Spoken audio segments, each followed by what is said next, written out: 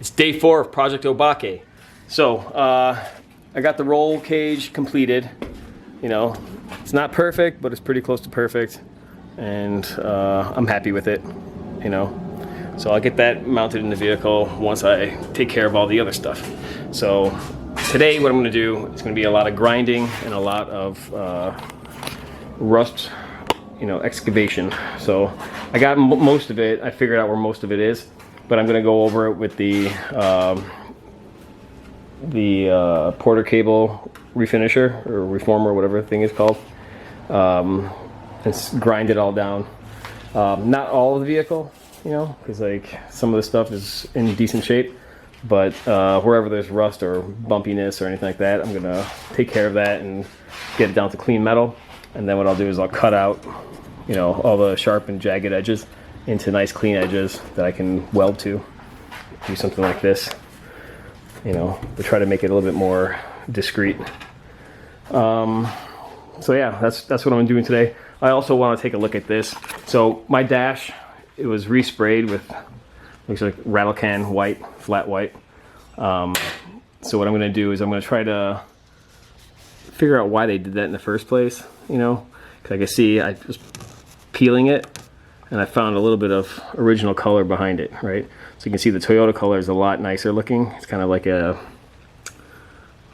I don't know what you would describe it, but kind of like a creamy-ish and kind of more of a blue tone, undertone to it. And this is just a flat, nasty white, more along the reddish spectrum, I would say, of colors. But so it's kind of like a cooler colored white with a kind of a creamy, glossy finish. So what I'm going to try to do is I'm going to try to use some acetone or some mech or something and kind of just go over it with a rag and see if I can get rid of this rattle can on there and get to the glossy original finish. You can see it's over here as well, and you know, try to get to this finish. And the color that I'm going to spray over it with a rattle can, mind you, is going to be more similar to that color. So hopefully I can pull it off. We'll see. I don't feel like taping off everything and painting it on the interior there. There's a lot of knobs, a lot of stuff that I have to go over. If I have to, I will, but ideally what I want to do is just somehow remove it all and get to this color.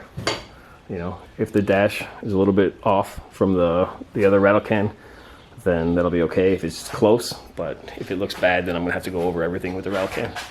But we'll see. You know, right now the plan is just to clean this all up and get it down to bare metal. And I bought, I ran out of fast etch. You know, I have a little bit left, but it's not going to be enough. So, and all it really is phosphoric acid and water. So what I did is I went on Amazon and bought some food grade phosphoric acid, and it's 85% purity. So I'm gonna have to cut it. I'm gonna have to add some water to it. So what I'll do is I'll use this and just add, you know, a certain amount of water. I don't know what proportions I need to do, so I'll look into it and see what, you know, what fast etch is. I don't know what the concentration is, but I'll try to keep it as close to fast etch as possible. I don't want it to burn my hands or burn anything, so I'm not gonna use obviously the full concentration, but I'll try to get it down. You know, I don't know what the ratio is, but I'll figure it out. And then coat, you know, the entire truck in that. Whatever I end up grinding off today is what I'm gonna have to cover up, because I don't want, like, see, this is already flash rusting because it's so humid here, like 90 degrees today and super high humidity. So luckily I'm inside and not outside, but still, you know, the humidity still gets in here and it starts flash rusting. You can see the stuff that I grinded before, it's already turning orange. So, time to get to work.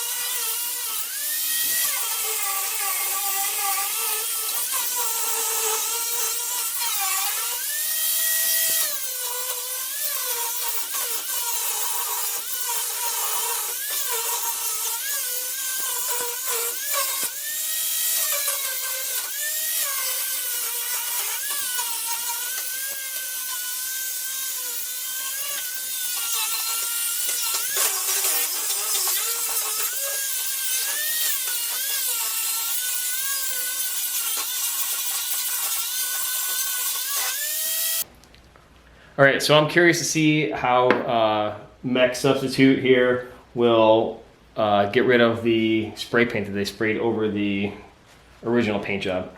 It'd be awesome if it would, can remove it layer by layer and then preserve the original, but we won't know until we try.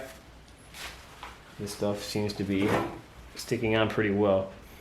Maybe it might help to stuff it up or something first.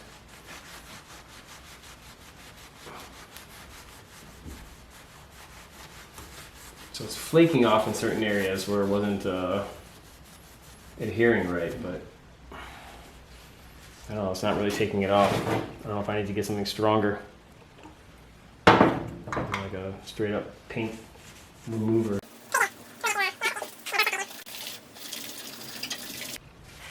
All right, so here's some 320 wet dry sandpaper.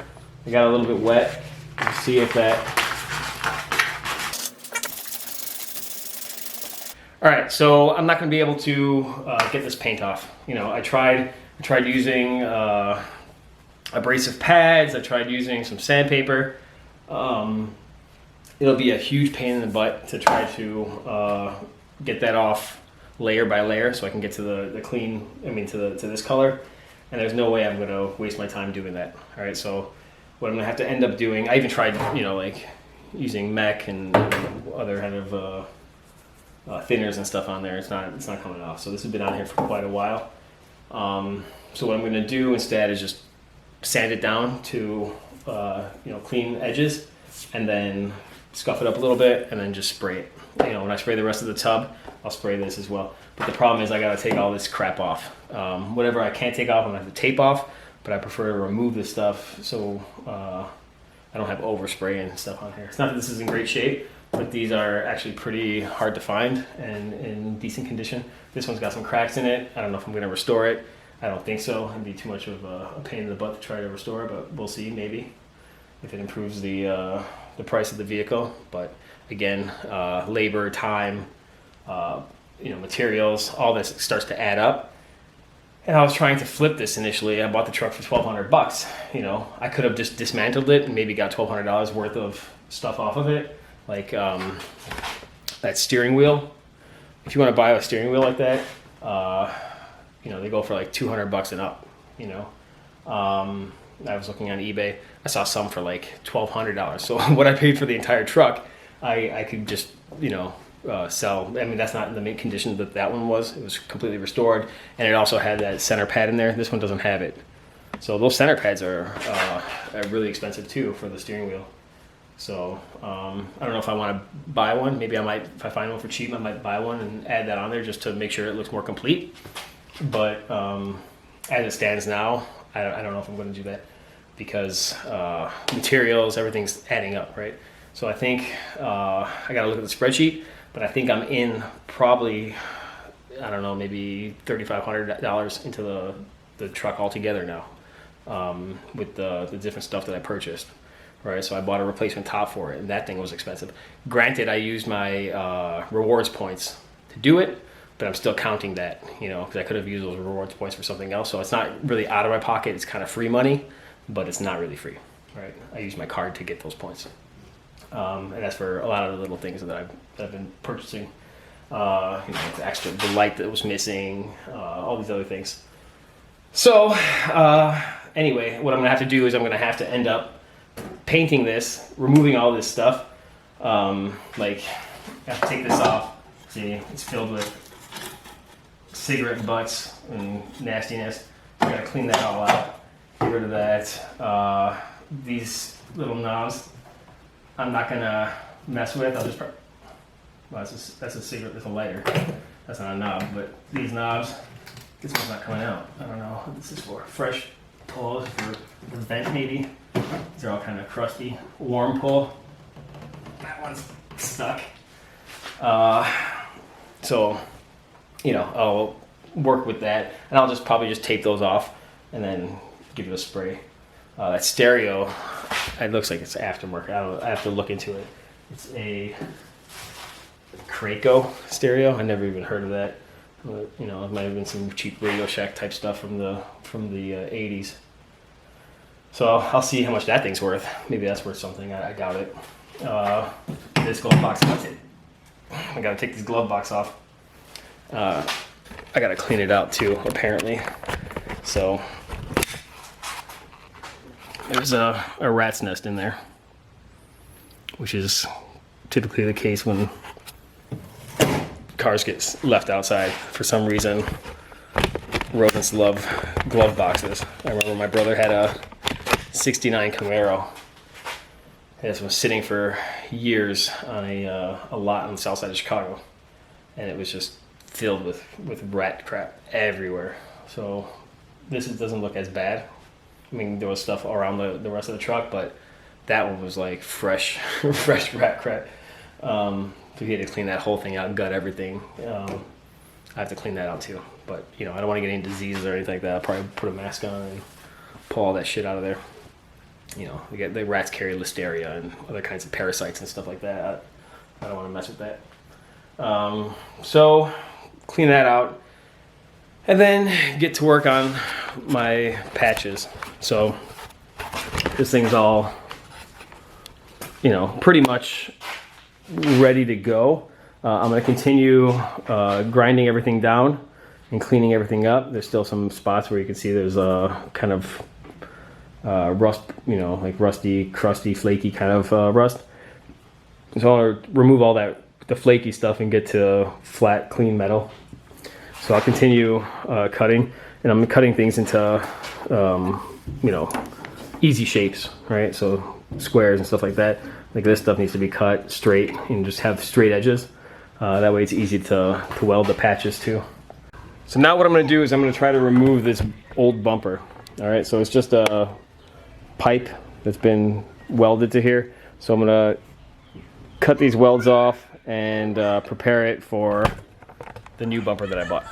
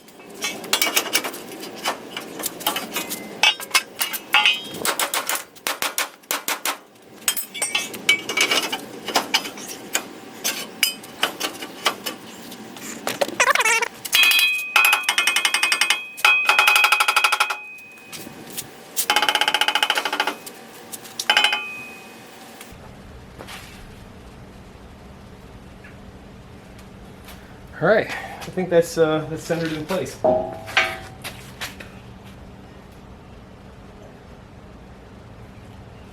And the bolts actually, they line up. That's amazing. The top bolt here lines up. This hole here lines up. This hole here lines up, and the one on the bottom. There it goes. That one lines up as well. Wow. That's it. That's amazing. That's much better than I expected.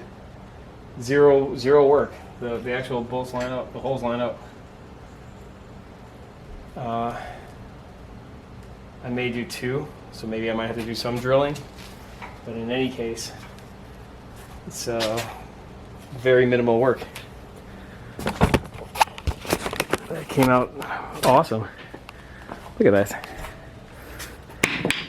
How cool is that?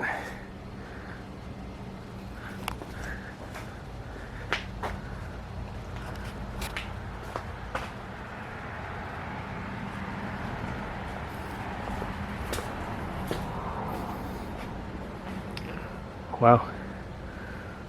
Very quick and easy upgrade from what I had, for sure. And once I paint it,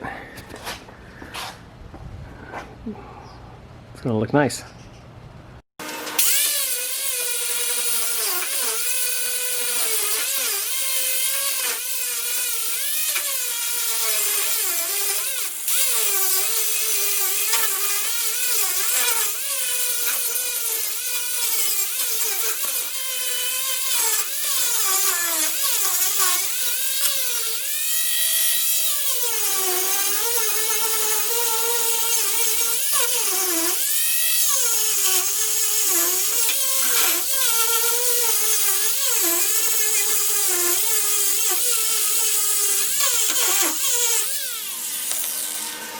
Well, that's all for today.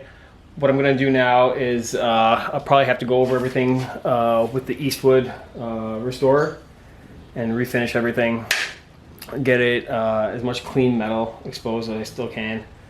I cut out the rot, so there's still some spots that I need to get at, like you know, the floorboards here. I started going at it, but as you can see, I thought it was cement because of the way it looks, but apparently it's not cement because it's just Bondo. So they seem to apply. Oh, this is the original color too. Huh. I don't know what they put in here. This is like I don't know what this is. It's almost like Pour 15 or something. That's weird. So I got to figure out what that is. It's like kind of a epoxy or something. Huh. I don't know what it is. So I'll have to mess around with this. And then, yeah, I don't know. But this is their way of fixing all the holes here.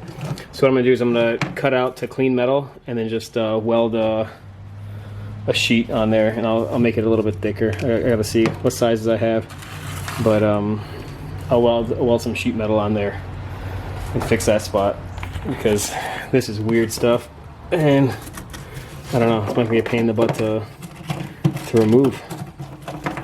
This came off easy, but that came off the rusted part. That's why. This part is clean metal still. That's the original color. That's good.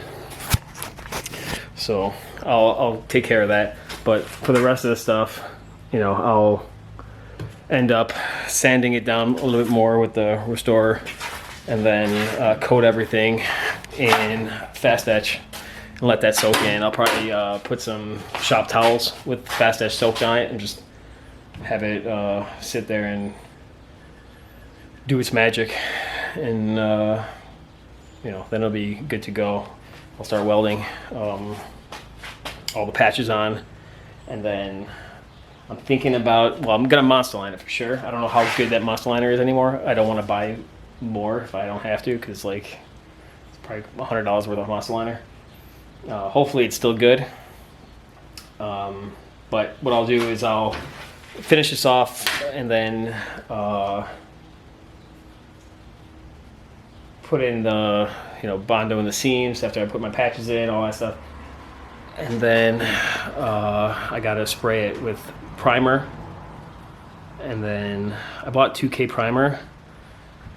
I don't want to use it because it's so expensive. It's like $20 a can, $25 a can, something like that for the aerosol one. So I'll see. If I use it, I'll use it. I bought 2 to do a different project. I gotta put fender flares on my Suburban. but I wanted to paint that in the plastic, so I wanted to use 2K on that and then spray it. But if I have any left over, maybe I'll do the interior of this with that. If not, I'm just gonna do 1K primer. I don't care, you know. And then if it starts to peel off, it'll peel off, but it'll hopefully won't be peeling off for a while. So that's the plan. Gotta continue sanding this down, get it down to bare metal, and then put it, you know, put the fast etch on it. And then I went over here and it was bubbling underneath my grill over here. And I knew that there was some kind of crappy Bondo job there. I didn't realize how much there was. So I gotta remove all this. I'm gonna weld in all new metal here and restore that, because these are expensive as well. You know, all these parts add up. You know, I could start buying some patch, you know, full replacement patches and stuff, but that would, you know, double the price of the project, and I don't want to do that. I'd rather just little by little do it myself, and then whatever doesn't look right, put a little skim coat of Bondo on it and sand it down, and you know, it'll be good to go. But yeah, they just caked down Bondo. They did all kinds of crappy stuff. I don't know who was messing around with this truck, but it definitely wasn't loved. You know, it wasn't treated like it should have been. So they used it as a toy. Then I gotta work also on the rear bumper. So the front bumper is turning out nice. You know, I was lucky that everything kind of lined up. But the rear bumper, I'm still deciding what to do. That Jeep TJ bumper I have, it doesn't work with the current setup with the taillights. So what I'm gonna do is I'm gonna try to incorporate these taillights into the bumper itself. So this bumper is shorter. So the plan, what I'm thinking I'm gonna do is I'm going to cut this bumper right along here on each end and then extend it. And where I extend it, it'll be flat here, and I'm gonna put this into it and weld that to the bumper, and then, you know, patch it off with thicker plate steel, and then get it all done. So that's what I'm gonna do. So I have to try to incorporate those taillights into that bumper. I gotta do all the measurements, make sure everything fits up, and then, you know, I have a cool. I don't want to mess around with this part, right? And I could have just cut it off here and then extended it and whatever. But these all line up for the spare tire carrier. Not this one, but the other one, wherever it is. So, yeah, I'll extend it outwards after that point and then incorporate the tail lights. And I bought new tail lights for it. All right, so, you know, it'll look kind of factory, I think. Well, we'll see. I'm not a fabricator, so I'm gonna try to make it look factory, you know. And then I'll just respray this thing with textured paint. You know, I could go get it powder coated, but that'll be probably $100-200 or something to do that. So I don't want to spend that money. I'll see. You know, if it looks crappy, then maybe I will go get it powder coated. But in the meantime, that's the plan. Yeah, it's like 100 degrees right now, and I don't have AC in the garage, so I'm boiling up. But that's the plan. All right. So until next time.